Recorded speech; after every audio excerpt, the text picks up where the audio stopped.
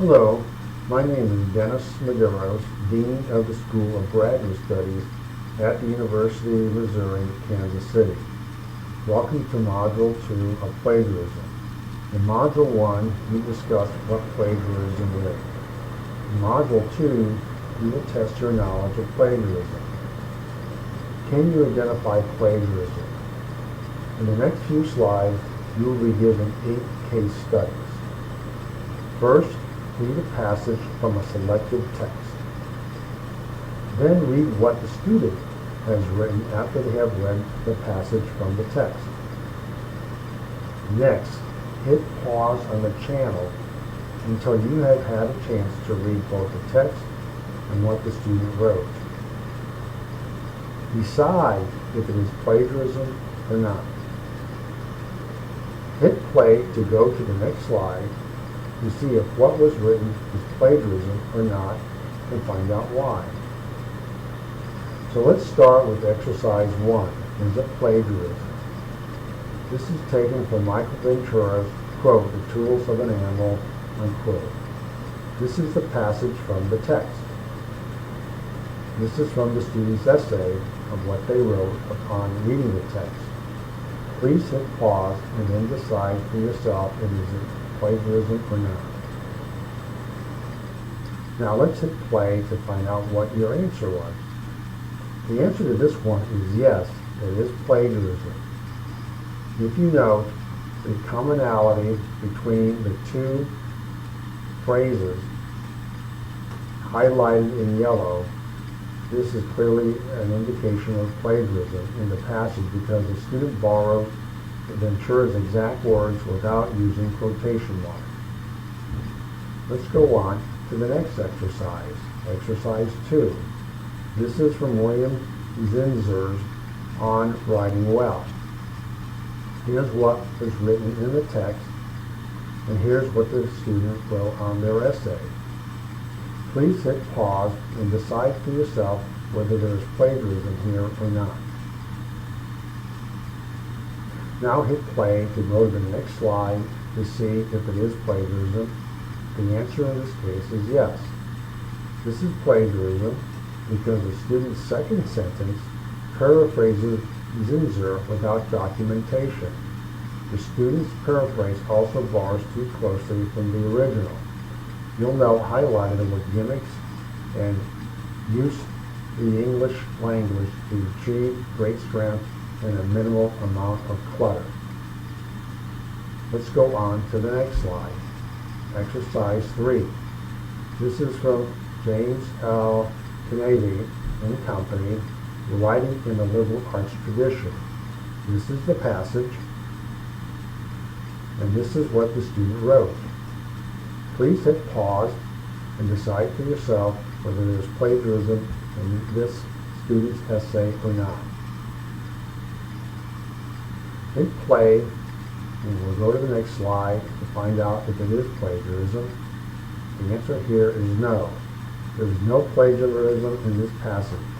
The student's paraphrase in the second sentence is appropriately attributed and referenced. Let's go on to the next exercise, number 4. This is from a lecture by Johnson Dean. Here's what he talked about in his lecture, and here's what the student wrote in the essay. Please hit pause and decide for yourself after reading both whether there's plagiarism in this case here. Now hit play and continue on to the next slide. Is it plagiarism? No. There's no plagiarism in the student's passage because appropriate attribution and documentation are used to acknowledge the ideas borrowed from Dean.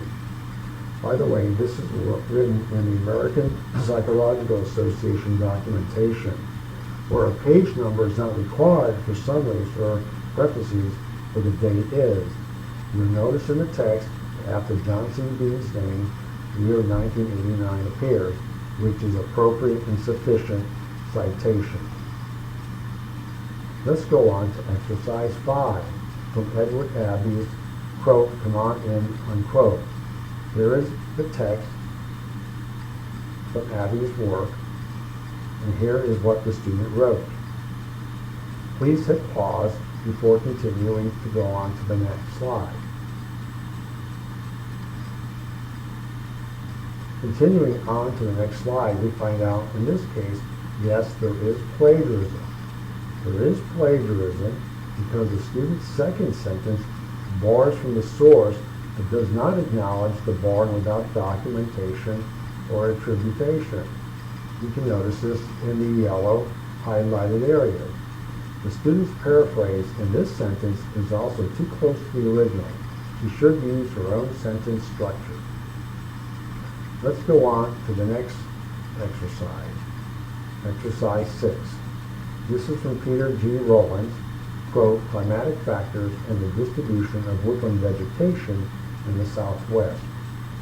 Here is what is written in the text, and here is what the student wrote. Again, please hit pause to study the two texts to see if the student committed plagiarism. Hit play, and we'll find out it is plagiarism. The reason is there is plagiarism because the student quotes directly from the source in her second sentence without a citation and does not use quotation marks. You can see this in the highlighted yellow areas in both the text and the student's essay.